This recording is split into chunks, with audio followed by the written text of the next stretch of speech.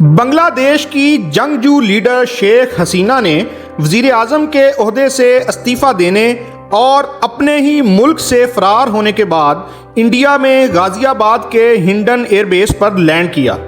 شیخ حسینہ اپنے زوال کے وقت نئی دلی ہی کیوں گئیں؟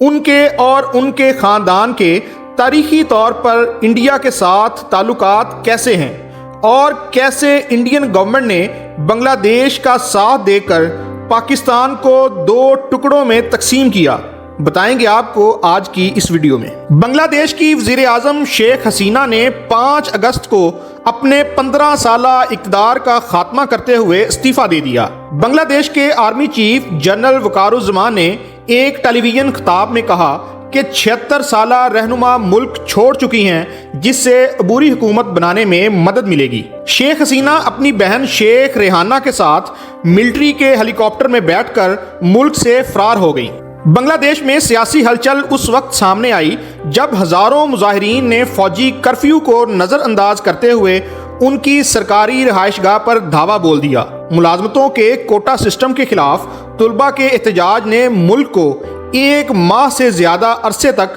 اپنی لپیٹ میں رکھا۔ جنگجو لیڈر شیخ حسینہ کے ہندوستان کے ساتھ تاریخی تعلقات ہیں۔ ان کے والد شیخ مجیب الرحمان ہندوستانی وزیر اعظم اندرا گاندھی کے قریبی دوست تھے، جنہوں نے مشرقی پاکستان کو مغربی پاکستان سے آزاد کرانے کی سخت حمایت کی تھی۔ آبزرور ریسرچ فاؤنڈیشن کے ایک سینئر فیلو ڈیوڈ رسنک کے مطابق مجیب الرحمان، جنہوں نے 1971 کی جنگ کی قیادت کی، انہوں نے ہمیشہ ہندوستان کی تعریف کی۔ بنگلہ دیش کے بابا قوم مجیب الرحمان نے 16 فروری 1972 کو ایک تقریر میں کہا تھا کہ مجھے اس میں کوئی شک نہیں کہ ہندوستان، جو کہ ہمارا سب سے قریبی پڑوسی ہے، ملک میں سیکولرزم اور سوشلزم لانے کے لیے بغیر کسی تفریق کے سب سے بڑی جمہوریت کے طور پر ہماری مدد کرے گا۔ 1975 میں مجیب الرحمان اور اس کے خاندان کے بیشتر افراد کو ایک فوجی بغاوت میں قتل کر دیا گیا۔ شیخ حسینہ اور اس کی چھوٹی بہن بچ گئیں کیونکہ وہ اس وقت بیرون ملک تھیں۔ والد کی موت کے بعد انڈیا نے شیخ حسینہ کو پناہ دی۔ اس نے 6 سال دلی میں گزارے کیونکہ وہ اپنے ملک واپس نہیں آ سکتی تھیں۔ گاندھی خاندان کے ساتھ شیخ حسینہ کے دوستانہ تعلقات کئی بار سامنے آئے ہیں۔ 2010 میں اس وقت کی کانگریس کی قیادت والی UPA حکومت نے بنگلہ دیشی رہنما کو اندرا گاندھی امن انعام سے بھی نوازا تھا۔ شیخ حسینہ چونکہ اپنے والد کے قتل کے بعد بنگلہ دیش واپس نہیں آ سکیں، اس لیے وہ اپنے خاندان کے ساتھ انڈیا آئیں اور گورنمنٹ کی مہمان بن گئی۔ ان کے سائنسدان شوہر MA وزید میاں انڈیا کے ایٹامک انرجی کمیشن میں ریسرچ میں مصروف تھے۔ BBC نے لکھا کہ نئی دلی برسوں سے شیخ حسینہ کی سب سے بڑی اتحادی رہی ہے۔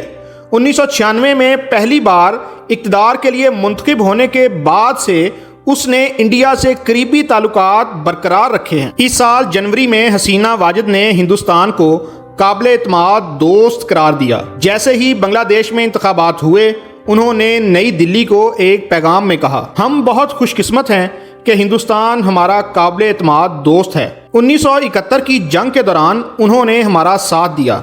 1975 کے بعد جب ہم نے اپنا پورا خاندان کھو دیا تو انہوں نے ہمیں پناہ دی۔ ہندوستان کے لوگوں کے لیے ہماری نیک خواہشات۔ بنگلہ دیش کے ساتھ انڈیا کے اکنامک ریلیشنز پہلے سے بہت زیادہ بڑے ہیں۔ بائی لیٹرل ٹریڈ گزشتہ سال $15.9 بلین تک پہنچ گئی تھی۔ جیسے ہی مشرقی پاکستان، جو کہ اب بنگلہ دیش ہے، 1971 میں مغربی پاکستان سے آزاد ہونے کے لیے اٹھ کھڑا ہوا، انڈیا نے آزادی کے مقصد کے لیے اپنی مکمل حمایت کی پیشکش کی۔ بنگلہ دیش میں احتجاج شروع ہوتے ہی انڈیا نے اسے اپنے نیبر کنٹری کا انٹرنل میٹر قرار دیا تھا۔